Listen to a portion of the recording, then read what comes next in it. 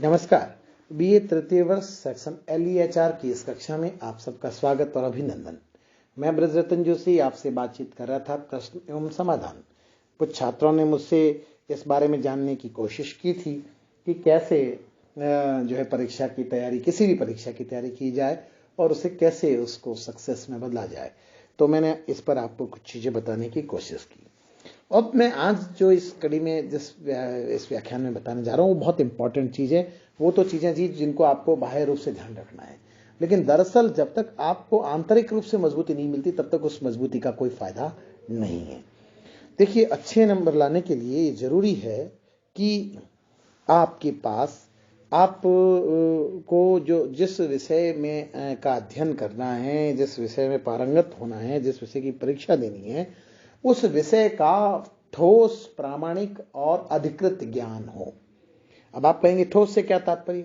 यहां ठोस से तात्पर्य यह है कि एक ज्ञान तो ये हुआ कि मेरे साथ कोर्स में ये सिलेबस है और ये किताब है, इसलिए मैंने इस किताब को पढ़ लिया, इस राइटर की ये कविता है। उस राइटर को समझने के लिए केवल उस कविता से पढ़ने से पार नहीं पड़ेगा, क्योंकि यहां तो पाठ्यक्रम की एक बाध्यता थी या सीमा थी कि हम उतना ही रख पाते थे, सबको इतना जगह नहीं दे पाते। तब आपका यानी एक अच्छे विद्यार्थी का नैतिक दायित्व तो बनता है कि वो भली भांति उन सब चीजों को जाने जो उस राइटर से जुड़ी हुई है। उसमें क्या, उसमें ये जाने, उसमें ये देखे, इसमें ये करें कि जैसे उस कवि ने और किस तरह की कविताएं लिखी है, या गद्य लिखा है, या गद्य की किसी विधा में उसने क्या किया है, उस पर समकालीन आलोचकों ने उसे कैसे कहा है, क्या है, उससे पहले उस विधा में क्या हुआ है और उसके आगे उस विधा में क्या होने की संभावना है। तो अगर आप देखेंगे तो आप पाएंगे और आपको अच्छा लगेगा कि इस तरह की चीजें उसमें बैठ सकती है और होती रही है। तो ये एक बहुत बड़ा हिस्सा होता है जिसकी तरफ अक्सर हमारा ध्यान, क्योंकि हम उसी फ्रेमवर्क में काम करने के आदी होते हैं जो फ्रेमवर्क हमें मिला हुआ है। उसके बाहर जाने के लिए हम एक्चुअली जैसे सेफ जोन में रहने के आदी जिसे कहते हैं साइकोलॉजी की भाषा में, वो सेफ जोन से बाहर जाना नहीं चाहते। हमारा कोर्स इतना है, हम इतना कर लें पर्याप्त, लेकिन विषय की कड़ियां एक दूसरे से जुड़ी हुई है। जब तक आप उन पूरी कड़ियों की श्रृंखला को आप तलाश नहीं करेंगे तब तक विषय का बोध आपको दिक्कत का एहसास कराता है और कई बार आप उससे परेशान, पराजित होते हैं और आपको दिक्कत महसूस होती है। एक तो बड़ी कमी है। दूसरी है कि हर विद्यार्थी को केवल इसलिए कि वो ये पाठ्यक्रम में पुस्तक है इसलिए मुझे इसे पढ़ना, इससे बजाय पढ़ने के लिए पढ़ने की आदत डालनी चाहिए।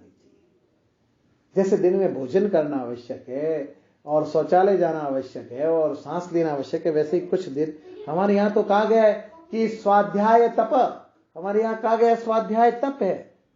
तो स्वाध्याय तप का मतलब यह है कि विद्यार्थी को तप करना चाहिए।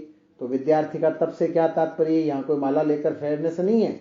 यहां तप का मतलब है विद्यार्थी अपने संबंधित विषयों के ज्ञान को प्राप्त करने का कठोर परिश्रम करे और हद तक जाकर, किसी भी हद तक जाकर उसे प्राप्त कर उसे सरल शब्दों में व्यक्त करने जैसी स्थिति आ जाए।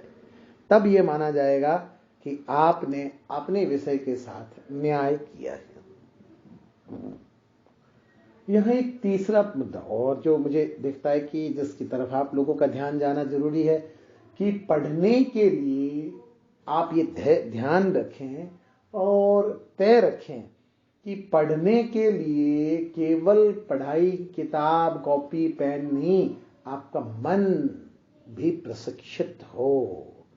तन और मन दोनों जब प्रशिक्षित होंगे, और इसके लिए क्या है, उसके लिए जीवन शैली सुधार करना पड़ेगा। जीवन शैली में क्या करना पड़ेगा? राइट टाइम सोना, राइट टाइम उठना, राइट टाइम खाना, राइट टाइम पीना, हर काम को समय पर आदत डालिए। ऐसा नहीं है कि बाधाएं जीवन में नहीं आती। देखिए, जीवन में बाधाएं आती है, पर आपकी असल परीक्षा तब है कि उन विषम और मुश्किल हालात में भी अगर आप अपने डे शेड्यूल को पूरा करते हैं या थोड़ा आगे पीछे करके भी उस दिन के लक्ष्यों को पूरा करते हैं, तो that will give you a very bigger opportunity in the life. वो जरूर देगा आपको। अवसरों का एक महान उत्सव आपके जीवन में आएगा और आप आनंदित होंगे, उमंगित होंगे, आप तरंगित होंगे, लेकिन उसके लिए कठोर श्रम करना पड़ेगा। अपने छोटे छोटे मोह, अपनी छोटी छोटी आकांक्षाएं, अपनी छोटी छोटी इच्छाएं, हमारी छोटी छोटी राजनीतियां, अहंकार, इनको त्यागना पड़ेगा। इनसे दूर हटकर हमें अपने मतलब क्या है कि स्व विवेक से आगे बढ़ना होगा। अगर इन सब बातों का हम ध्यान रखेंगे तो मैं आपको विश्वास दिलाता हूं कि आपको किसी भी परीक्षा में अच्छे अंक लाने से कोई व्यवस्था रोक नहीं सकती और आपका विषय का बोध इतना विराट, इतना व्यापक, सरल, सहज होगा कि आप स्वतः स्फूर्ति उस प्रतियोगी परीक्षा में वांछित परिणाम को प्राप्त कर लेंगे। नमस्कार, धन्यवाद।